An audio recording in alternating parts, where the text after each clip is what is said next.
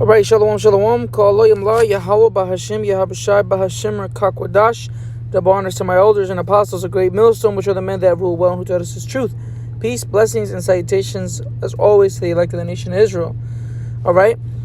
Lord willing, the title of this lesson will be "Don't Be Around Another Man's Wife."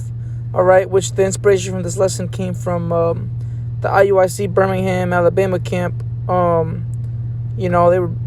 had a clickbait titled GMS wife left barefoot and pregnant, which I'm not even going to speak about that controversy in itself, but I'm just going to bring out scriptures that came to mind when you saw those wicked Israelite men trying to teach another man's woman, because one thing about these other camps is that you'll hear things that they teach, and one thing that you've heard some of these other camps teach is if you're not with a man of the Lord, you need to leave your man to go get with a man of the Lord.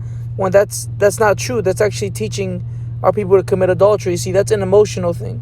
You trying to recruit women or whatever it is, I don't know how their thought process is, but I know us here in GMS, man, we're taught what adultery truly is. And to tell a woman to depart from her man, all right, is causing her to commit adultery. That's wicked as hell, all right? If a woman is with a man, all right, whether he's in the world or not, all right, she's supposed to stay with him, all right?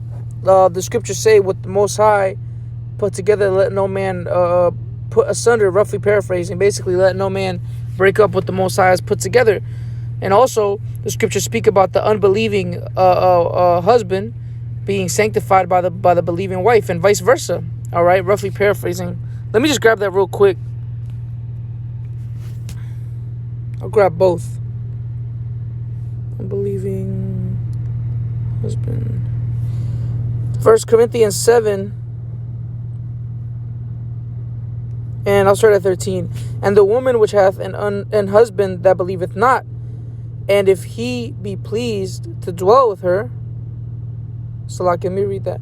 "And the woman which hath an husband that believeth not, and if he be pleased to dwell with her, let her not leave him." Right? This is what the scriptures say to do. All right? But people I'm pretty sure I heard people from Zabak's camp or that sect of Israel say something like that.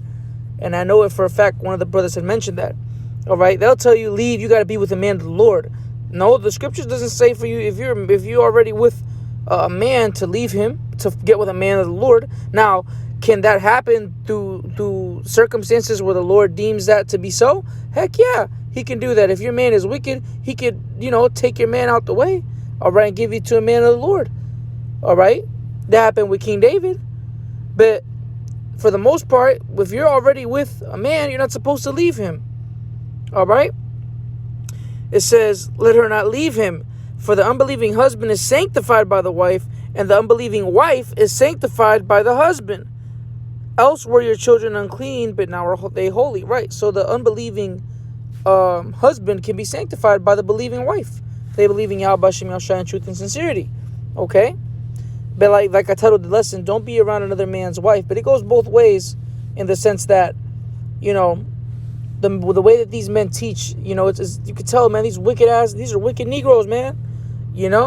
Essentially, because in the video they're telling her, they're giving her a flyer, telling her to come to the school. Man, that's wicked as hell. You shouldn't be teaching another man's woman, man.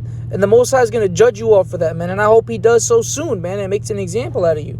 All right? The scriptures say jealousy is the rage of a man, right? How dare you do that to another Israelite man? Now the Most High is going to bring forth judgment for that if you're guilty of adultery. All right? Proverbs 6:32. But whoso committeth adultery... Oh, wait. Salakia. Let me get one more. Because I mentioned another scripture. There we go. Matthew 19:6. Wherefore they are no more twain or apart, but one flesh. Talking about a man and a woman, right? Let me start up a little bit. Matthew 19:4. And he answered and said unto them, have ye not read that he which made them at the beginning made them male and female, and said, for this cause shall a man leave father and mother, and shall cleave to his wife, and they twain shall be one flesh. Right, so them two being one flesh, I believe that's what twain means. It says, wherefore they are no more twain, or no more two, but one flesh. What therefore the Most High hath joined together, let not man put asunder. Right? So you can't tell no woman that she needs to leave her man. That's causing her to commit adultery if you convince her to do that, man. All right? And you, all right, for your own wicked gain, you're going to be punished for committing those sins. All right? For all we know, well, I don't want to say that, but point is that they're teaching the wrong thing. If you're a woman, if you're a sincere believer and you're already married, all right, which true marriage is sex, okay? Not talk about no certificate, all right, because that don't mean nothing to the Lord, okay? But if you already have a man, all right, if he's in the truth or not, you're supposed to stay with him. You can't leave him, all right, unless he pass away, according to the law, point blank, period, okay? Now that we got that part established, all right, let's see what you're really supposed to do according to the scriptures. All right, Proverbs 6:32. But whoso committeth adultery with a woman lacketh understanding. Yeah, those men lack understanding. They don't mind making a sister commit adultery because they don't understand that. To them, it's about what they feel is right, because that's all an emotion. When you first find out about this truth and you learn what adultery truly is, you don't want to stay away from that, because adultery is punishable unto death. You see? That's how you know these men lack understanding. It says, he that doeth it destroyeth his own soul. Right? Because what's going to happen when you commit adultery? The Lord has to kill you now. Righteously. He has to put you to death. If you're teaching adultery, the Lord will kill you for that. All right? Causing people of our nation to transgress. Okay? Now let's get the advice of the scriptures. Because for one, I don't know whose woman that was in the video. But, hey man, to you sincere sisters, especially if you have a man, don't be coming up to the camps like that, inquiring and things like that, man. Ask your man if he believes, and if he doesn't, just listen to the lessons. Simple. You don't gotta be coming up having anyone lust after you, man. That's not right. All right. Don't put yourself. I know I tell this to my women all the time. Don't put yourself in because some women are sincere, and they're if they really love you, they won't commit adultery on you. But I'll always say this to my woman, man. Do not put yourself in a predicament, all right, to be open to even making it look like adultery is possible. Don't put yourself in a predicament where you'll have men, all right, trying to hit on you or holler at you, how we say it here, all right? If you put yourself in that predicament, okay, it's just going to be nothing but a big mess, So avoid trouble. Avoid things like that. We're going to get what the scriptures say to do for women. But first, let me get this from Sirach 9:9. Sit not at all with another man's wife. Right? When we're out there preaching and teaching, man, what do we ask when a woman comes up to inquire? Do you have a husband or do you have a man? If so, he has to come up here. All right? We ain't going to be, I don't think I've, in my time teaching, when I'm speaking, I don't think a woman has ever come up to inquire, but if they did, I would tell them, hey, if you got a man, tell him to come up here. I'm not dealing with you. Serious, like point blank, period. It says, nor sit down with her in thine arms. Right? You ain't supposed to be having no female friends with men that have men, women that have men. That's that worldly shit, man. To be blunt about it, it's worldly as hell. It says, and spend not thy money with her at the wine. Right? Don't be going to a bar. You go to a bar hanging out with another man's woman. No, man. And that's in anything. You apply that to anything, man. Don't ever and brothers as well, don't put yourself in a predicament, or don't put yourself in a position to where adultery can be committed. If you know that a woman has a man, stay away from her. Now if you at work, and you got to work, she's not advancing on you, it's different. Be smart. All right. But, for the most part, if it's a woman trying to commit adultery, all right, on her husband with you, stay away from that woman, especially only, because we can only work with what we know. If a woman, her to have a man, stay away from her, man. You don't got to go nowhere with her. You don't got to be friends, none of that. The Lord will kill you. All right. It says, lest or for fear that thine heart incline unto her, because it can happen. We're all in the flesh, man. Especially if a woman is nice to you and she looks good. It ain't hard to lust after a woman, man. It's the easiest thing to do in America. All right. It says, And so, through thy desire, thou fall into destruction, right? Because you're going to destroy your own soul if you commit adultery. You lack understanding. Because if you had that substance of wisdom, you would know, yo, let me stay away from this woman, man. You know? Be women hella friendly out here, man.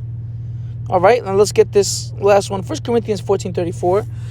Let your women keep silence in the churches, right? The church is where we're out there teaching. So you women are supposed to keep silence there. You ain't supposed to just come up, causing a ruckus. It says, for it is not permitted unto them to speak. And this ain't no suggestion. This is what you're supposed to do. If you're spiritual, you don't understand that. It says, but they are commanded to be under obedience, as also saith the law. Right, the law, Yahweh Hashem Yahushai. Women are supposed to be obedient, quiet in the church. Not even all brothers are supposed to be speaking when we had church, man. Only the speaker and the readers.